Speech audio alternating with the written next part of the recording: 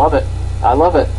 And so, if anyone can people email you directly? Can they contact you, or should they just go to your website, or what should they do if they have questions or want more information?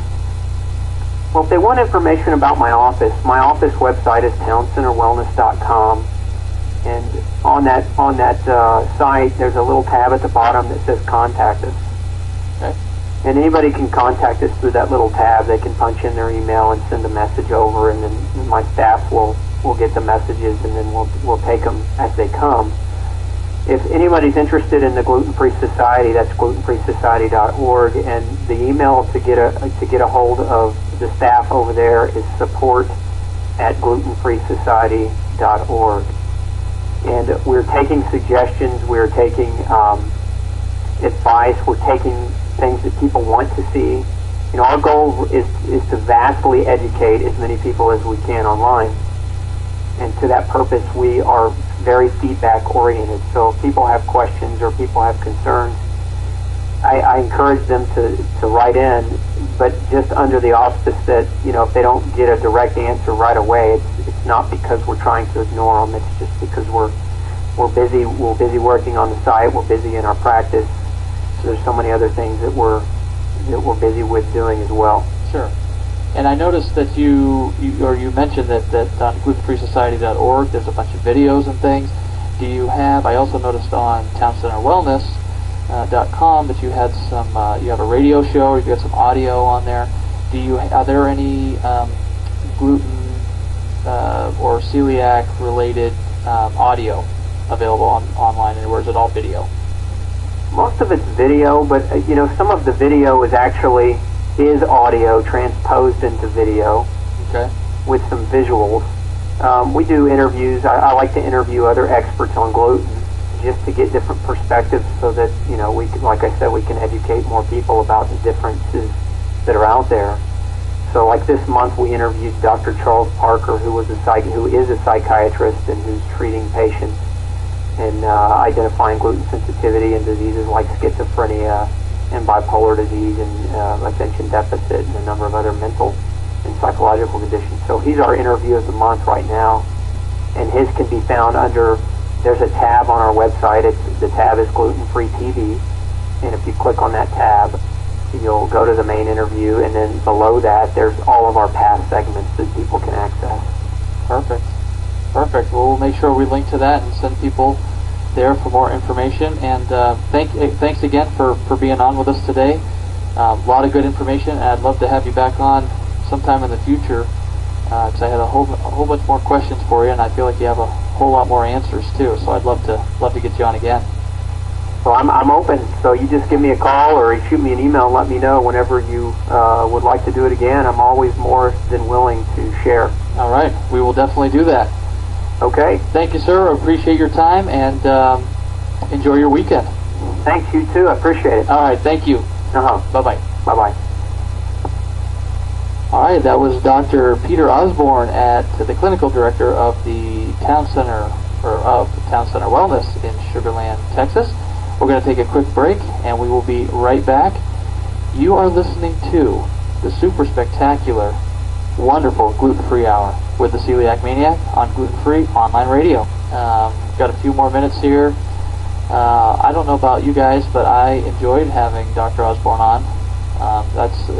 He had as good information as I thought he would have. That was awesome. We will definitely get him back on again, and be sure to check out his websites. Let's see, www.towncenterwellness.com and glutenfreesociety.org. Be sure to check both of those out. Okay, so we've got a few more minutes. I'm going to actually not go over this week due to the new station at glutenfreeonlineradio.com. I've got to keep my stuff at an hour exactly, or I screw up my stuff on that side. So that's actually helped me dial in the time frame. But Dr. Osborne actually stole my thunder a little and brought this up, but this goes to show how on top of things he is. On June 1st, there was a study that came out called Gluten Contamination of Grains, Seeds, and Flours in the United States. It was published in the American Dietetics Association Journal.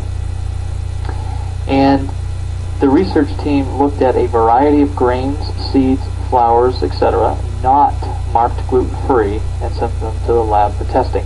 The key there is they were not marked gluten-free. So if you're buying any flour or grain and it has the little GIG, certified GF gluten-free label on it, or it's labeled gluten-free, this does not necessarily apply to that, especially if it has a little GF on it.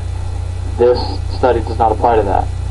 But what this study does do is you want to buy products that are labeled gluten-free, preferably certified gluten-free, to ensure that the stuff happening with these things in the study is not happening to the products you are buying.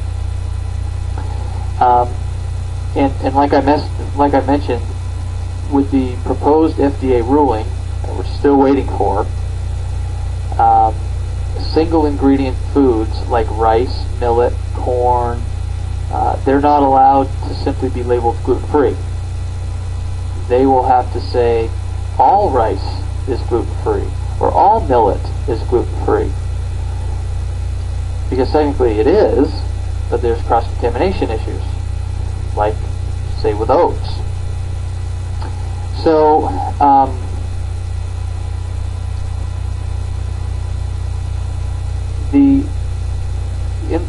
they took these products, they sent them to the lab, and these are, again, remember, these are gluten-free flours.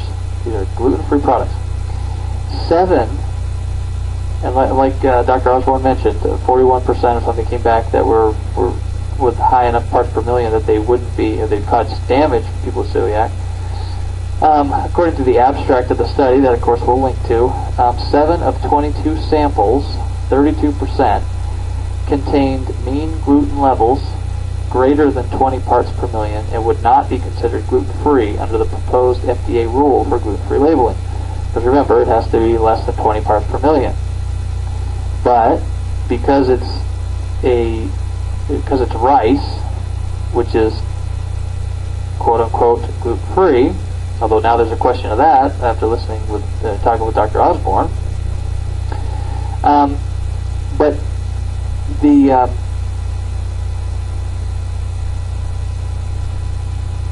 they would be able, you would think that they're gluten-free. Anyway, so there's a few, I've got 3 different flours and the results, parts per million. Now, again, anyone who listens to the show regularly knows that I am a 0 parts per million. Gluten-free means 0. Doesn't mean 20. It certainly doesn't mean 200. It doesn't mean 19.9. It doesn't mean 10. It means 0. Now, the results of this stuff here, soy flour. And I've mentioned this already, but soy flour, 2,925 parts per million.